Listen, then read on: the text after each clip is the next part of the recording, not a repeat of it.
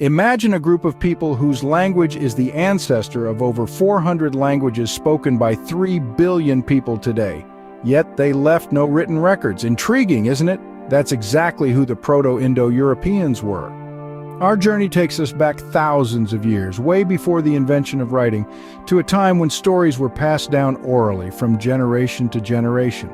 The Proto-Indo-Europeans lived during this time, and though they didn't leave us any written records, their linguistic legacy lingers on. It echoes in the words we use and in the structure of the languages we speak today.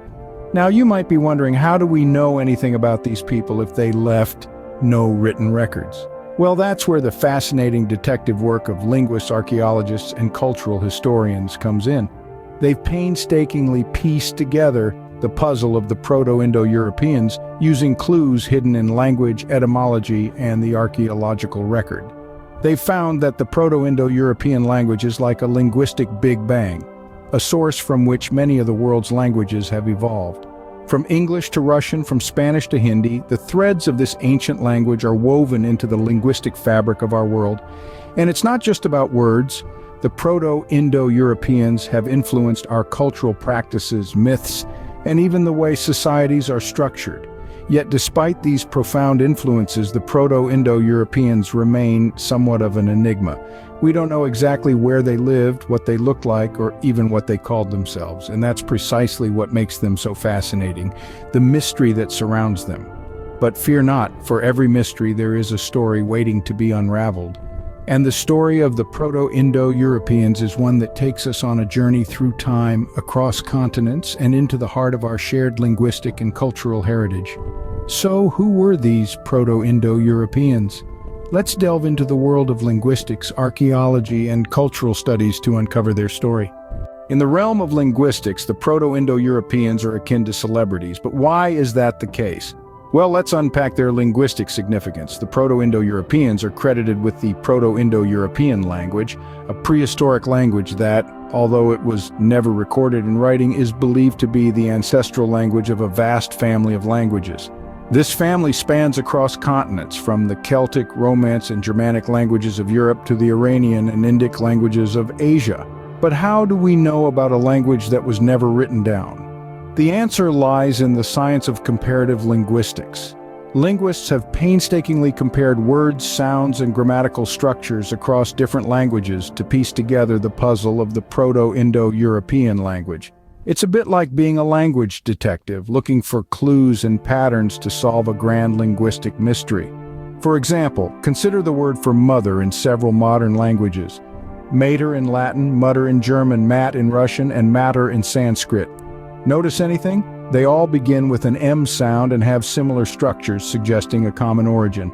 This practice of comparing languages has allowed linguists to reconstruct the Proto-Indo-European language, even though no written records of it exist. Through this process, they have been able to unearth a vast vocabulary covering all aspects of life, from family and society to nature and the divine. The Proto-Indo-European language is more than just an academic curiosity. Its reconstruction has provided us with profound insights into the lives, beliefs, and values of the Proto-Indo-Europeans. It has illuminated our understanding of human migration, cultural exchange, and the evolution of language itself. The legacy of the Proto-Indo-Europeans is alive in the words we use every day, in the stories we tell, and in the way we understand the world. It's truly fascinating how a language that was never written down still echoes in our tongues today. But what does archaeology tell us about this ancient group? Archaeology, like a time machine, helps us travel back in time. So what does it reveal about the Proto-Indo-Europeans? Diving into the world of archaeology, we find two key hypotheses that try to pinpoint the original homeland of the Proto-Indo-Europeans, the Kurgan hypothesis and the Anatolian hypothesis. Let's take a look at both. The Kurgan hypothesis, proposed by Maria Gimbutas in the mid-20th century, suggests that the Proto-Indo-Europeans originated in the Pontic-Caspian steppe, which is modern-day Ukraine, Russia, and Kazakhstan. The name Kurgan comes from the Russian word for a type of burial mound or barrow, found extensively in this region. These Kurgans, Gimbutas argued, were built by the Proto-Indo-Europeans, who were a warlike, patriarchal society that spread their language and culture through invasion and conquest. On the other hand, the Anatolian hypothesis proposed by Colin Renfrew places the Proto-Indo-European homeland in Anatolia, present-day Turkey.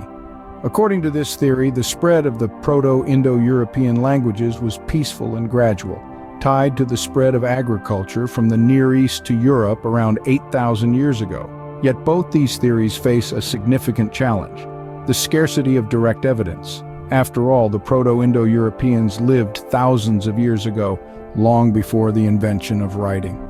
There are no ancient texts, no historical records to refer to. All we have are the remnants of their material culture, such as pottery, tools, and burial sites, and these can be open to multiple interpretations. Moreover, the Proto-Indo-European language itself is a reconstruction, a linguistic model.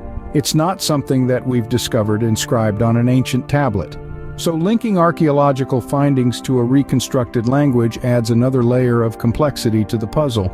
So while archaeology doesn't provide a definitive answer, it does give us intriguing clues. But what about their cultural impact? Cultures like rivers flow and merge, creating fascinating patterns. The Proto-Indo-Europeans, too, left a cultural legacy that's still visible today. Immerse yourself in the cultural landscape painted by the Proto-Indo-Europeans. Their societies were rich tapestries woven with vibrant threads of mythology, social structure, and rituals. These elements didn't merely vanish into the mists of time, but instead they left imprints on many cultures we see today.